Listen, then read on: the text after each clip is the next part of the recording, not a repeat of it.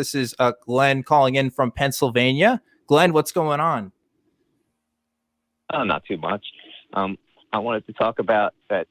I think that vegetarians and vegans believe that they're saving animals' lives by not eating them. I don't believe this is primarily true because most of the animals that we eat are produced on farms and would not be produced at all if there was no demand. It seems better for the animals to live a short life, a short time, rather than not existing at all. Well, Glenn, if everybody in the Austin area, if in my city, if they went vegan, there would be no demand for animal products in the city of Austin, right? And so, therefore, people who raise these animals on factory farms, they wouldn't be raising as many animals because the demand in the country as a whole would be down and they wouldn't have to create as much, right? Because it costs money to raise these animals. And so they have to know that they're making a return on their investment, right? So they're not going to raise. That's why this year they've actually killed a lot of the animals on a lot of these farms because meat demand went way down during the beginning days of the pandemic and they weren't breeding as many animals. Yeah, exactly. I believe, though, that you're helping the animals by providing the demand for them so that they get to live at least a short life. If you don't have any demand for the animals at all, they don't get to live any life at all. Better to live a short life than no life. See, I disagree with that. Yeah. And I'm wondering, do you apply that same rationale to human beings as well? Absolutely. I would rather live a short life than no life, wouldn't you? No. Especially if it's a You short would? life without freedom. No. Oh, I mean, look, long and short are relative terms, right? And so when we talk about an average lifespan, we're talking 70, 80 years, right? If by short you mean, dying of a disease in childhood, then no. What is the? But that's just me. I'm not saying that has to be the case for everyone, but I think that life is. Any life that can be lived to its maximum potential is a good life, and if your life is cut short by circumstances outside of your control, especially if the cutting short of your life is imposed on you by other people, no, I don't think that that's good. I don't think it would be good if I were born as a human being and someone said, when you turn 10, you're going to be murdered, because I would rather not have been born at all. I disagree with that. I would certainly like to take any minute, any second of life I could get rather than no life. Well, Glenn, if I was never born, how am I going to complain about it? It's that the question is if you had the choice. But but there was no being to have the choice in the first place. There was no suffering occurring. I never anguished over the fact that I was never born. So how is there suffering taking place? But it's a hypothetical question that you're asking, and we're talking about right now. You know that life has good and bad in it. I would like to experience anything I can as opposed to nothing. I don't know that you would make that. I don't know that you would necessarily make that same argument if you knew that there was much more potential for your life, but that it was doomed to be cut short by circumstances outside of your control, controlled by someone else. If you knew that you could live 70 years and then someone told you, no, you only get to live 10 because someone else is going to kill you, you would still want to live the 10 years? I would take anything I could get. 10 is better than 0. But Glenn, anything I could get. You're doing animals a favor by providing a demand for them. And they completely disagree. That doesn't make any sense to me, Glenn. How am I supposed to have a preference either way unless I'm alive? I'm not going to have a preference if I don't exist. Put yourself out of the situation. We're talking about you right now. You understand what's going on. This is a hypothetical question. You understand because I'm alive, because I was born. But if I wasn't born, I'm not going to have a preference. So just for you, you wouldn't like to be living until you were 10 years old. You would rather have not existed. Well, that was Bryce's point. But I mean, if I never existed, right? I'm not going to care. Glenn, do you believe that? We're talking. Glenn, you imagine for a second you exist. Would you rather have not existed, or would you rather live whatever amount you can get? But I never existed, so it doesn't matter. Glenn, do you think that animals have a preference for existence? Well, I guess you just can't understand hypothetical questions. We're talking about hypothetically. You're talking about a hypothetical that literally doesn't exist. You can't say that. What if you existed and you had the choice between living and not living? People who aren't born don't have that choice. That's not even a reality. Why would I have a hypothetical about a reality that isn't even conceivably possible? That's what hypothetical means, okay?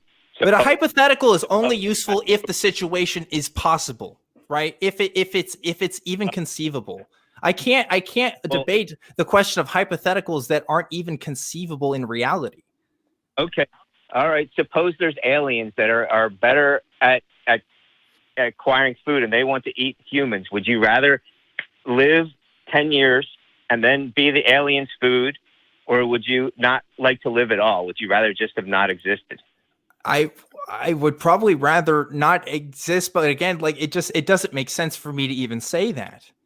I can't follow through with this argument. It doesn't make sense to me. And here's the thing too, like we are causing suffering either way, you know, like let me rephrase that, because if I wasn't born, there wouldn't be any suffering. Right. But if I was going to be born and I was going to know that that was my fate, even the fact of me knowing that is going to be causing suffering. And, you know, a lot of these animals, they see what happens in front of them. Sometimes they can hear the noises in the room.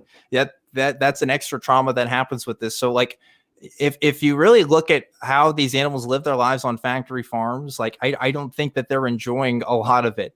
And I think it's more suffering than pleasure for sure for these animals' lives. And I don't think we're doing them a favor by giving them birth. I mean, this is like what Catholics say when they're talking about, oh, we want, you know, we'd rather not do abortions and let all these people live and be born into situations where children aren't cared for properly and people have to live in poverty and have disease and have all kinds of things happen to them when they could have avoided the suffering by not being born. And that person isn't hurt by not being born. I think that's my point. You know, if we were hurting people by not being born, that'd be one thing, but that's not even what's happening. So I have to strongly disagree. And I don't know if we can go any further, but you know, feel free to make your final points. Well, I was just wondering, is your cat a vegan? No, actually, I feed him meat right now. I struggle with this. It's the only meat that I buy because, you know, he is a cat. He's not me. He's not making that choice for himself. And he also has feline leukemia. And so I do worry about his health complications already if I switched him entirely to a different kind of diet. I've thought of some solutions for this. You know, I'd be trying to find maybe a butcher in the area that has some leftover meat. So at least I'm not economically contributing to buying meat and stuff, or maybe the farmer's market and stuff. And that's something I have to look into. But right now he's eating meat. Okay. I just want to also mention that we used to have many millions more horses before we had cars. Now we have cars and there's many millions less horses. They just don't exist. Right. If you get a chance at life, it's better to have any life you can than no life at all. And what do you think other animals would do if they were at the top of the food chain? They would eat us. But the fact is, right, like, first of all, there are other animals at the top of the food chain who would eat us, and they do eat humans sometimes. Right. So that's a reality. That's not even a hypothetical. Well, we're at the top of the food chain now on the planet. But if another animal was at the top of the food chain, they would eat us if they got to decide. They already do eat us. A great white shark is at the top of the food chain, and they eat humans sometimes. Fair is fair. One final comment that some animals are rare. I like mine well done. I mean, good for you, I guess. But like this argument I think that makes you biased and not really approaching it from it makes you it makes your entire line of reasoning biased there for you to even admit that. Animals maim and rape each other, Bryce. You know, that doesn't mean that we should do it. Like, I don't get why people understand this. This is what Christians say. This is what Christians say about atheists when we don't have morals, right? They say, "Oh, you're just an animal. Why don't you do what everyone else does?" Yeah, it's what they say. It's what they say now. It depends on how. Like I said at the start of the show, they had to modify their arguments from this is natural, this is the way that it's supposed to be, versus, well, then we shouldn't be natural, you know. But I think that his argument suffered from, I don't know if he's still there, but yeah, I went ahead and hung up because he said he made his final comments. But his argument for, you know, it's better to exist for, you know, a short period of time than not have existed at all. Would the animals agree with him? He's you know, assuming that these animals that he's talking about have some sort of preference for existence. Animals don't think that. They don't have the cognitive capacity to think in the hypotheticals that we do. But I know that as a human being, I would not find that sort of existence preferable, especially knowing that my right to having a full existence would be taken away by someone else. I would be pissed off that someone even decided to conceive me to die 60 years before my natural lifespan. You know? Your preferences would be frustrated anyway, because you don't even get what we've got. And if you live a life of terror, you know, and of not being, I mean, the conditions of farrowing pigs where they live in these cages where they don't even have enough room to turn around in. Well, I think his assumption, his Yeah. assumption is that all of these animals are living happy and they're enjoying life. They're just on a I mean, have you interviewed the animals? Have you gotten, you know, how do you know this? Have you gotten inside their heads? If you asked an animal whether or not they'd like to be eaten or not, and assuming they had the cognitive capacity to answer you, you know, they probably would say no. Like, they seem to have an interest to be alive, even if you ask all them, animals do. Even if you ask them, do they enjoy living in this chicken coop or on this farm?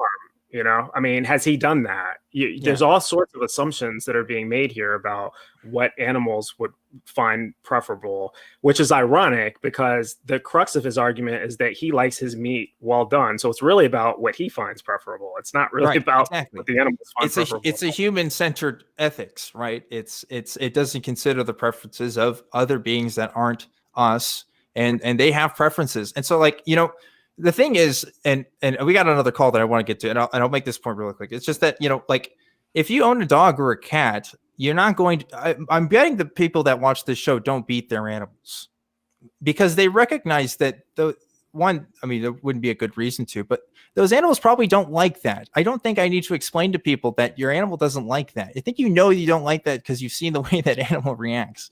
Mm-hmm. And so it has its own preferences too, and it's expressing that. And so we're just trying to recognize those preferences. And that's why part of the reason why we decided to choose the diet that we're choosing and the lifestyle practice that we're choosing.